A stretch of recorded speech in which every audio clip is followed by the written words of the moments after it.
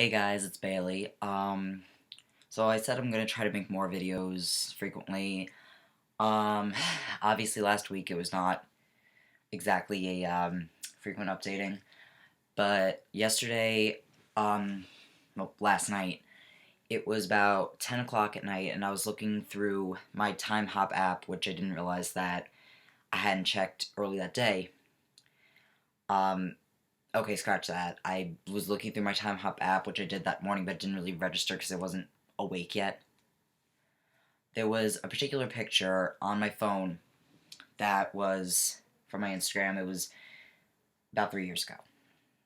And it was tiny little marks on my left wrist with a caption like, just kind of moving forward, the scars will fade, and had the hashtag Self-Injury Awareness Day. Didn't exactly occur to me in that instance of my brain trying to wake up that it was the Self-Injury Awareness Day, and when later on at night when I checked that and saw that again, I quickly Googled it and it said March 1st, and I'm like, well, son of a bitch, I ought to talk about this. Um, I'm gonna try to be as unedited with this video as possible, so if I stumble around a little bit, maybe there might be a couple chopped out parts, I don't know at this point, but I just really want to discuss some things in my past I don't know if I've acknowledged enough, at least on my channel.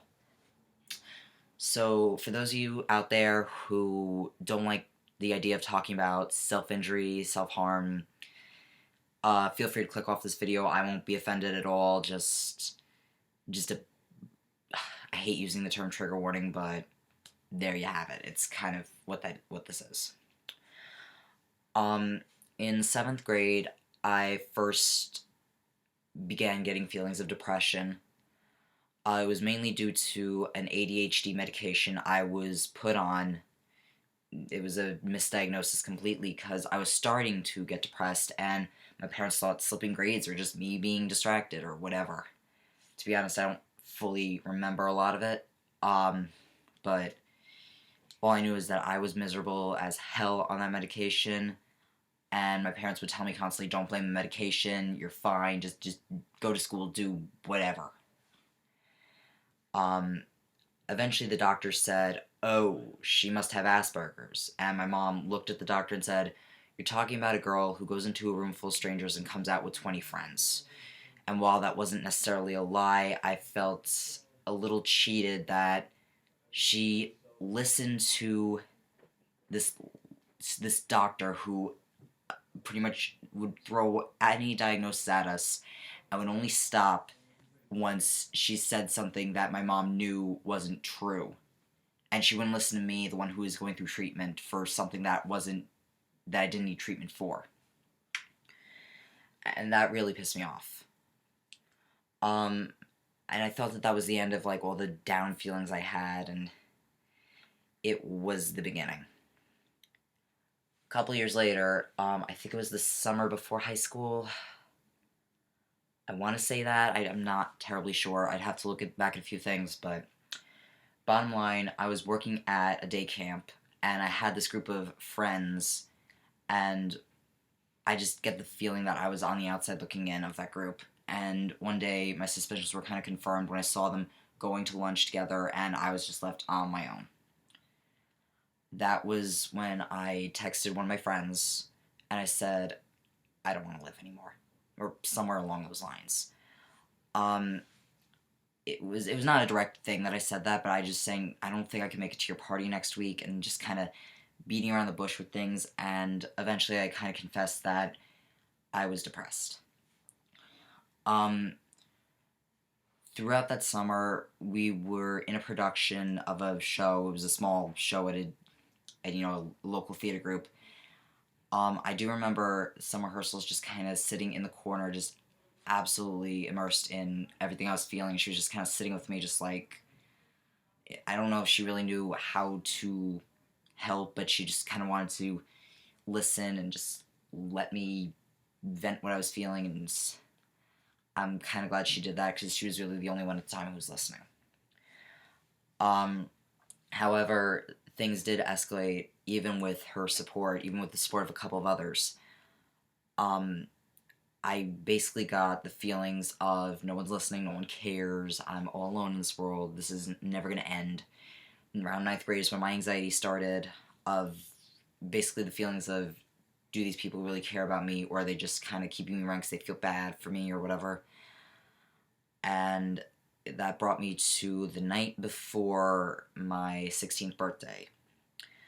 Um, I was at show rehearsal, and I sat at like the back of the school auditorium, and it was a scene like I wasn't needed in it or whatever, and like there were these two like walls at the back behind the last row of seats, and I sat down on the left side, like if you're on the stage facing out, the left side, I sat back there and just started scratching my wrist until I bled.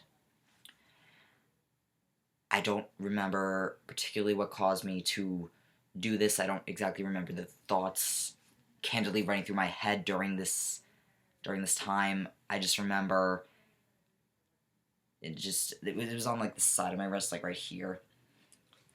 And I just remember looking at it after, like, I just did that, didn't I? Well, like I said, turned 16 the next day.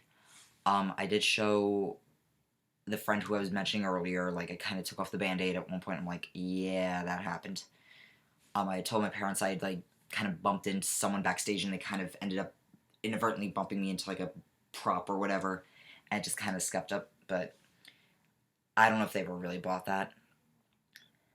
Um, it did start with just, one or two little things here and there. Soon I was kind of doing it for everything. A friend said an offhand comment, that I just took in the wrong way, and I was scratching, and I didn't get the solo in chorus class that I had been practicing for, and punished myself for that. Grades were slipping, another scratch, and things just really escalated. And one day, I met a guy, and we dated for a while, but I was already in such a bad state of mind, and he eventually broke up with me, like, 5.5 months in, but that was a really, really bad time for me. Sorry, I keep playing with my hair, but I just remember laying in bed, after I'd get back from the job at the camp. This was now during the summer, and for a week straight, I'd get home, just, strip down to my underwear, just lay in bed. I play the album Funhouse by Pink on repeat and just kind of fall asleep to that and just feel bad for myself. After a week had passed, I reached onto my bedside table, grabbed the first thing I could, which was a sunflower seed. It's funny, I am absolutely obsessed and addicted to sunflower seeds. I have a freaking bag right here, actually. That's kind of a little bit of a cruel irony, but I took a piece of shell that was still on my bedside table, broke it in half so it was kind of sharp, and actually it's weird, like, this piece of shell that was kind of just laying here is, this, not the full shell, but kind of sharper on this end, and I just kind of went to town on the flat side of my wrist. And I had said to myself, I could never bring myself to do that, I could never be a stereotypical cutter, as it were. But next thing I knew, I'm carrying around this little pair of purple-handled sewing scissors that I had since I was about 8. I was carrying them around in my purse, and, no one knew. They were just there, hiding, and if I needed it, I'd go into the bathroom, and there was one side of the scissors that was sharper than the other, and I would just go. It was terrible. I would hide my scars or cuts, whatever, behind this rainbow wristband. It's like a knitted wristband, and I don't know if they still sell them at Spencer's, but that's where I got it. And I just would kind of, since I was, finding my sexuality at that point, I was kind of saying to myself I was hiding my shame with my pride, and it was not a fun time. And then fast forward to senior year, when it was, before senior year, I finally convinced my mom, that I was, really depressed. I was just absolutely out of control, and I needed help. At that point, I had found a sympathetic therapist, counselor, if you were, at this LGBT youth group. that my friends had kind of encouraged me to go to, and like they would announce every time, we offer free counseling services to anyone who needs. Please feel free to drop in. And I did, and I just, it did feel a lot better of, having someone finally say, yeah, I think you have an issue. But I will talk more about the depression and anxiety itself. Right now, I'm just trying to focus on what I was doing to myself because of that. But I went to a psychiatrist who put me on the antidepressants and everything, and then, it's in that time I had kind of told my parents like 3 times, it seemed. My mom got suspicious with the cuts on my legs and how I'd kind of shyly kind of cover it up. I've always worn short sleeves. I think like since 8th grade or something. I don't know. I don't like long sleeves unless I'm wearing a jacket. I don't know why. Either way, she got suspicious, and I remember one time I was hysterical because I was in a huge argument with her. She wasn't listening as usual, I felt, and I said to my dad that I hurt myself because of her. And I could just see the confusion on his face, like, you hurt yourself because of your mother. And I'm like, yeah. And to be honest, I don't know if he ever said anything to her. He might have, and she was just like, oh, she's probably just being overdramatic or whatever. I don't know what went on behind closed doors. All I do know is that I got this book called Freedom from Self-Harm. I still have it somewhere in my parents' house. And it kind of said taking someone to the hospital because of the cutting, if they're not in immediate danger, is, and I quote, taking a wrecking ball to a nail. And mom had threatened to hospitalize me a million times, never made good on that threat, and I look back, sometimes I wish she had. So I went to her one day and I said, what would you do if I was self-harming? And she said, well, I'd take you to the hospital immediately. And I showed her the book, and then I kind of, coaxed her into the subject and told her what I'd been doing myself. However, a month later, I want to say, when I found out about the butterfly project, which is you draw a butterfly instead of harming yourself, and you got to keep it there until it just kind of fades away naturally, wash off, shower, whatever. And if you cut or anything, you kill the butterfly. And it helps, like, name it after someone you care about or whatever. So she noticed the butterfly on, I think it was my wrist at that point, and she asked about it, and I said, I explained what it was pretty, openly, and she's like, but you don't cut. And I'm like, did the conversation a month before not even occur? What is wrong with you? So yeah, I basically had to tell him 3 times before it set in that yes, I was doing that. I eventually did make a step towards recovery by throwing out the sewing scissors in front of my counselor and my then girlfriend, now my best friend. And she knew about what I was doing, and I just one day at the youth group just said, you know what, I can't stand these anymore. I gotta just make an effort to get better. So I just remember kind of going into my counselor's office with my girlfriend, just kind of holding them by the handle, like, I can't stand this anymore. I use these to cut, and I just tossed them in the trash. Funny enough, I did write a paper about an essay for my first college. I'm trying so hard to find that paper. It's probably somewhere in file cabinets or something. I gotta look for it one day. When I find it, I'll probably read it for you guys. But, I thought, okay, I'm gonna get better with this. But that wasn't exactly the case. End of November 2012, I spent 3 to 4 days in the hospital, in mental ward, for manic episode, but it was the mix of antidepressants that I was put on that really caused that problem. And, I had mentioned, when I was admitted, they had to, have me point out scars and let them know that, I struggled with self-harm. And then it was like a week later, I don't know, maybe 2, and it was 3 days before I turned 18. It was December 5th, 2012. And that was a rough-ass day. The girl who I had been dating at the time, who had actually called the cops on me when I was suicidal, or threatening suicide, whatever, she broke up with me. Over the phone, no less. And then my best friend since 5th grade, I found out she didn't want to associate with me, since I went to the hospital. Because she and another friend of mine, who I'm still friends with to this day, we had a fight over Instagram because I couldn't get over my ex-boyfriend, the one from a year and a half ago, embarrassingly enough. And I admittedly was kind of harassing his new girlfriend. Just, I really fucked up. I was in a really bad place with that, and it's just, there's really nothing to justify the fact that I really focused a little too much, got a little obsessive.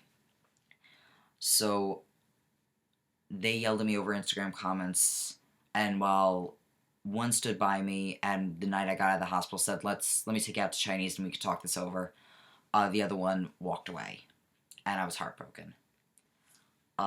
So that was, I just grabbed whatever it was, I don't remember what it was, but I just went crazy on my wrist once again. I never cut on my right wrist. I don't understand why I never did that. But it was always on my left wrist or somewhere on my legs.